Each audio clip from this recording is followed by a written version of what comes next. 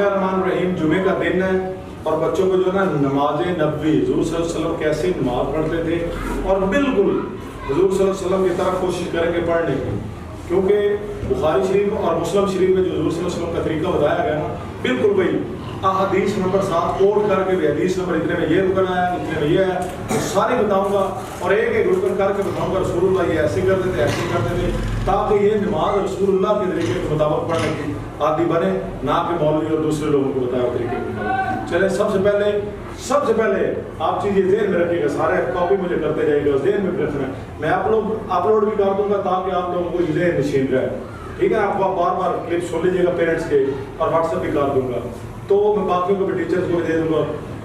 तो पहले जो सबसे पहले नमाज के लिए आपने खड़े होना नहीं, बावजूद होना ज़रूरी है, बावजूद होंगे।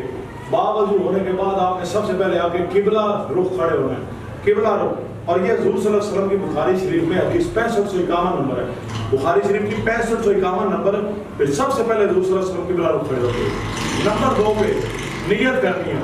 अब नियत ये नहीं है कि जुबान से हुजूर सल्लल्लाहु अलैहि वसल्म की एक तरफ, और बुखारी शरीफ की पहली हदीस यही है कि अमाल जो है ना वो उसका दारोमदार नियत। पहले नियत आपने जो अमल करने लगा इसकी नियत कर लें। मेरी नियत पहले ही हुई है, मैं घर से जब चल के आता हूँ मेरी नियत उस वक्त भी हुई है, लेकिन मुसल्ले के ऊपर खड़े होकर मैं नियत कर लेता हूँ। कोई ज़बान से भी कह लेता ना 4 रकात नियत की, 4 रकात फर्ज की, जो भी है, कोई हर्ज नहीं, कहने से कोई हर्ज नहीं है, इख्तिलाफ नहीं करना, ठीक है ना। लेकिन ना भी कहे, दिल का इरादा है, नियत का मतलब है, ठीक है। नंबर 3 पे पाँव जो है वो नॉर्मल खोल दें, कहीं बहुत ज़्यादा खोल लेते हैं, कहीं बहुत कम खोलते हैं, नॉर्मल पाँव खोलें, बस नॉर्मल पाँव आपने खोल दें, ठीक है ना, नॉर्मल पाँव खोल लें।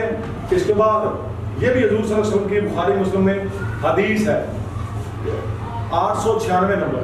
और अब पाँव नॉर्मल जो खोल लें ना, इसकी बुखारी शरीफ में हदीस है 886 नंबर, बिल्कुल बुखारी शरीफ की 886 नंबर हदीस है।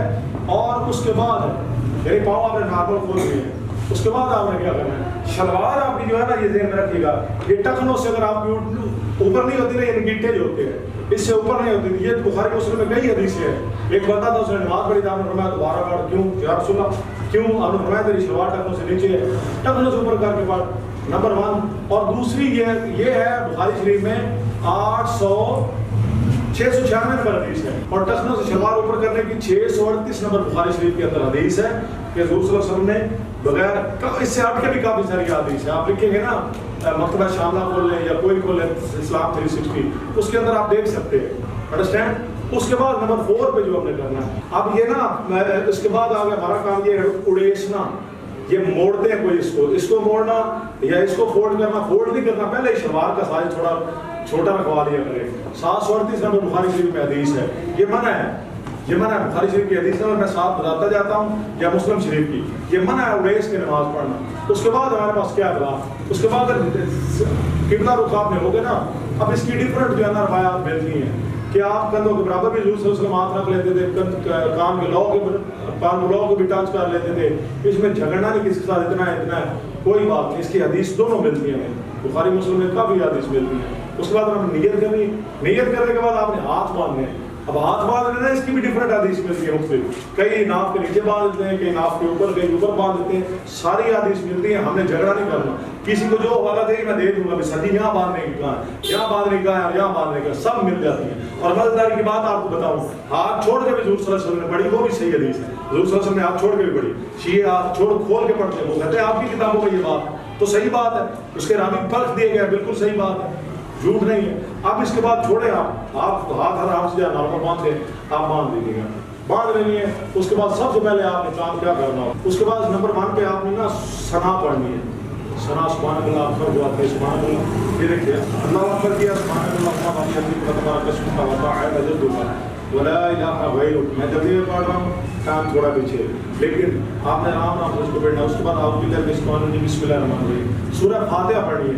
बुखारी शरीफ की हदीस नंबर 743 है, हुजूर सल्लल्लाहु अलैहि वसल्लम ने हर नमाज के अंदर तलकीन की है कि सूरह फातिहा पढ़नी, समझे, सूरह फातिहा आपने पूरी पढ़नी है। उसके बाद आमीन, उसके बाद कोई भी सूरत मिला लेनी है। ये 763 नंबर बुखारी शरीफ की हदीस है, हुजूर सल्लल्लाहु अलैहि वसल्लम कोई भी सूरत मिला लिया करते, जिस तरह जुमे के अंदर हुजूर सल्लल्लाहु अलैहि वसल्लम सूरह आला मिला लिया करते थे, सब इसमें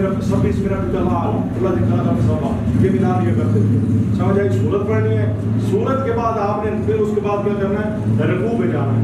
उसके बाद हुजूर सल्लल्लाहु अलैहि वसल्लम आपको पता, आपने अल्लाह अकबर कहना है, اللہ اکبر آپ نے کیا کہ اللہ اکبر کہا کہ آپ نے رکوع میں جانا ہے، کہ رکوع کے اندر 700 یہ 93 نمبر غالباً حدیث ہے بخاری مسلم کی، بخاری شریف کی سوری، اس کے اندر حضور صلی اللہ علیہ وسلم جو ہے نا یہ ران پر یا ران سے نیچے یعنی گھٹنوں تک تقریباً یہاں ہاتھ رکھ لیں آپ، رکھ کے آپ زیادہ نہیں جھکنا، کوئی زیادہ جھک جاتا ہے کہ اوپر چلے جاتے نا، درمیانی ایک یہ حدیث ملتی ہے کہ اگر آپ کے دوسرا کمر کے اوپر پیالہ کو رکھے نا دودھ کا بالکل اسٹریٹ کارنر ہلے نا، آپ جو جائیں گے وہ آگے گر جائے گا، جو ہوں گے پیچھے گر جائے گا، جن درمیانی آپ سطح میں جاتے. اور 792 یا غالباً 93 نمبر حدیث ہے، دیکھ لیجیے گا، صرف ان کو بتا رہا ہوں آپ کو میری بات میں بھی یقین ہے کہ 3 دفعہ حضور صلی اللہ علیہ وسلم پھر اس میں پڑھتے تھے سبحان ربی العظیم، سبحان ربی العظیم، سبحان ربی العظیم.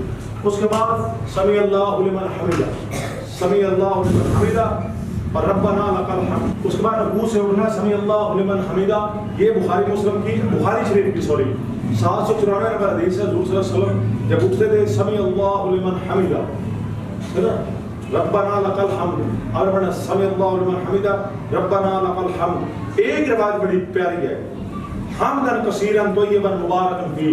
یہ ایک صحابی نے نیچے پڑھا تو آپ نے جب سلام کے بعد سلام پھیرا نا، سلام پھیرنے کے بعد آپ نے پیچھے پوچھا، مڑ کے آپ نے فرمایا کہ کس نے یہ پڑھا ہے حمدن کثیرن طیبا مبارکن فی. ایک صحابی نے کہا کہ یا رسول اللہ میں نے پڑھا ہے. فرمایا تمہاری اس تسبیح کی وجہ سے پورے آسمان سے فرشتے تمہارے اوپر آ کے جبر بنا کھڑے ہو گئے تھے اور رحمت تم کو بھیج رہے ہیں. یہ اتنی پیاری تسبیح میں کرتا ہوں، اس کو بار بار پڑھتا ہوں. حمدن کثیرن، یہ دیکھیں سمیع، یہاں سے اٹھے سمیع اللہ لمن حمدہ ربنا لک الحمد حمدن کثیرا طیبا مبارکا فیہ. بس اتنا کہنا، سمجھ آئی. اس کے بعد آپ نے سیدھا اللہ اکبر. اب اس کی 2 روایتیں ملتی ہوتی ہیں. ایک روایت یہ بھی ہے لیکن تھوڑی کمزور ہے کہ پہلے یوں کر کے کئی پاؤں رکھتے ہیں، اب گھٹنے رکھتے ہیں، اس کے بعد وہ نیچے جاتے ہیں. لیکن حضور صلی اللہ علیہ وسلم نے وہ تشبیہ ایک دی ہے. بخاری مسلم کی ایک حدیث ہے، بخاری مسلم کی حدیث ہے. حضور صلی اللہ علیہ وسلم جب نیچے جاتے تھے 803 نمبر حدیث ہے، مجھے یاد آ گئی 803 نمبر حدیث ہے کہ پہلے جو ہے نا وہ ہاتھ رکھنا. یہ آپ جہاں ہاتھ رکھیں گے نا بالکل پرفیکٹ بنے گے، اس کو ہلانا نہیں پڑے گا، وہی آپ جائیں گے، اس کو ہلانے کی ضرورت نہیں. آپ اوپر سے نیچے آئیں گے بالکل بھائی. اس کے بعد آپ نے سب سے پہلے ناک رکھنا، ناک پھر ماتھا رکھنا ہے. حضور صلی اللہ علیہ وسلم پہلے ناک رکھتے تھے، ناک کے بعد پھر ماتھا رکھتے ہوتے تھے. یہ ذہن میں رکھیے گا، یہ بھی بخاری مسلم کی حدیث ہے، دونوں میں ہے. یہ اس سے کوئی حوالہ جائے تو مل جائے گا. اب یہاں آپ نے ڈال کے 3 دفعہ سبحان ربی الاعلیٰ، سبحان ربی الاعلیٰ، سبحان ربی الاعلیٰ. ایک اور بھی تسبیح حضور صلی اللہ علیہ وسلم ساتھ پڑھتے تھے اللہم اغفر لی سبوح قدوس رب الملائکۃ والروح. لیکن بچے ہیں وہ ٹف آپ کے لیے نہ ہو جائے، کرنا چاہے تو آپ کر سکتے. اس کے بعد آپ نے جب واپس آنا ہے یعنی ایک دفعہ اللہ اکبر، ٹھیک ہے نا، اللہ اکبر کا درمیان میں حضور صلی اللہ علیہ وسلم دعائیں مانگتے تھے. آپ نہ مانگے کوئی ایشو نہیں ہے، بیٹھے آرام سے. اس کے بعد پھر دوبارہ سجدہ کرنا ہے. سجدہ کرنے کے بعد آپ نے دوسری رکعت بالکل ایسے ہی پڑھنی ہے. اب سجدہ کرنے کے اندر ایک چیز ہے میرا کہ اما عائشہ سے کسی نے پوچھا، بخاری شریف کے اندر حدیث ہے، اما عائشہ سے کسی نے پوچھا جب حضور صلی اللہ علیہ وسلم سجدہ کرتے تھے ان کے پاؤں کیسے ہوتے تھے؟ تو آپ نے فرمایا ان کے پاؤں کی تلیاں بالکل ملی ہوتی. میں نے کئی لوگ دیکھا، میں آگے نماز پڑھ رہے ہوتے ہیں، حضور صلی اللہ علیہ وسلم کی نماز کے مطابق نماز کئی لوگ نہیں پڑھنی ہے. اب یہ پڑھ رہی ہے، یہ میرے پاؤں کی تلیاں جو ہے بالکل ایسے اٹیچ ہیں، ایسے اور قبلہ رخ ہوتی تھی. یہ روح میرے پاؤں کہیں ایسے بول سجدہ کر رہے تھے، کہیں ایسے کر رہے تھے، کہ کیسے ہوتا ہے یہ وہ. حضور صلی اللہ علیہ وسلم کے مطابق پڑھنی ہے نا، ہمیں ان سے پیار اور ہم ان کا طریقہ اپنائیں گے. اس کے بعد ہم نے کیا کرنا ہے؟ تشہد ادا کرنا ہے. تشہد کے اندر اب یہ ہے کہ حضور صلی اللہ علیہ وسلم اپنا یہ ہاتھ جو ہے نا، ہاتھ اس کو فوڑ کر لیتے تھے اور اپنی انگلی یہ چاند والی کو نا اس طرح موڑ کر آتے. یہ بخاری شریف کے اندر یہ بھی حدیث ملتی، صحیح حدیث ہے. میں ہر حوالہ دینے کے لیے تیار ہوں، نیچے کمنٹ میں آپ کہہ سکتے ہیں، کوئی بھی پوچھنا چاہے. یہاں رکھنا. اس کے بعد التحیات تو آپ پڑھتے تھے، پوری آپ کو بتائیے، آپ یہ پڑھتے ہیں. دوسرے دوسرے اور بھی دعائیں پڑھتے تھے. اس کے بعد درود شریف پڑھتے تھے. درود شریف کیا، درود شریف کے بعد اینڈ پہ دعائیں. حضور صلی اللہ علیہ وسلم ربنا آتنا فی الدنیا حسنۃ وفی الآخرۃ حسنۃ وقنا عذاب النار، یہ تو پڑھتے ہی پڑھتے تھے. 4 چیزوں کے متعلق پناہ مانگتے تھے. سمجھ آئی نا؟ وہ میں آپ کو بتا دیتا ہوں. یہ بخاری شریف کی یہ بھی حدیث ہے. اور آپ ربی جلالی پڑھ لیے، اگر ربی جلالی پڑھتے ہیں وہ بھی یہ دعا قرآن کے اندر وہ بھی آئی ہے، ٹھیک ہے نا. مختلف دعائیں ہیں.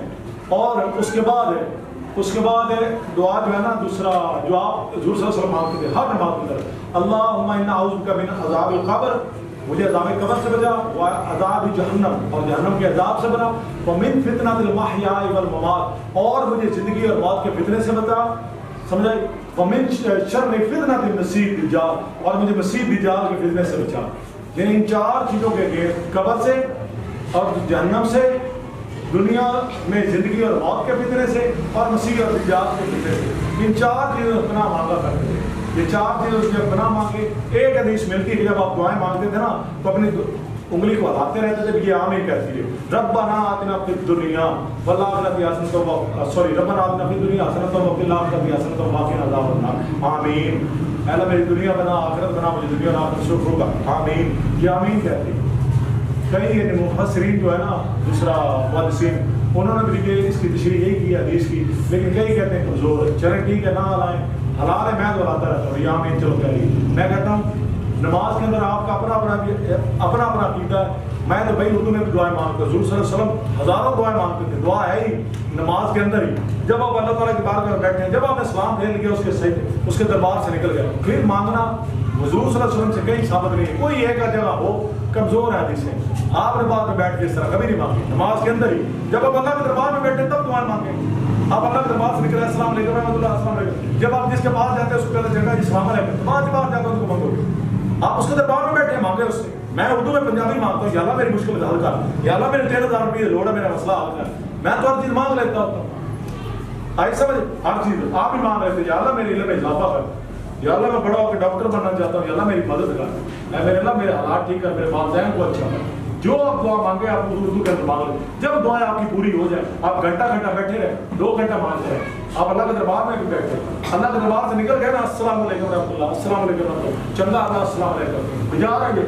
پھر کیا مانگ ملا کرتے؟ پھر تو آپ کے نماز کے اندر آپ ہلتے بھی نہیں ہو. جب دربار میں بیٹھے تو ضرورت نہیں، اس سے مانگو. حضور صلی اللہ علیہ وسلم گھنٹہ گھنٹہ بیٹھے تھے. عائشہ فرماتی ہے آپ کے پاؤں میں زخم اور چھالے باندھ جاتے تھے. سمجھ آئی؟ اتنی لمبی دعائیں مانگتے تھے. اللہ تعالیٰ آپ سب کا حامی و ناصر. جزاک اللہ خیر.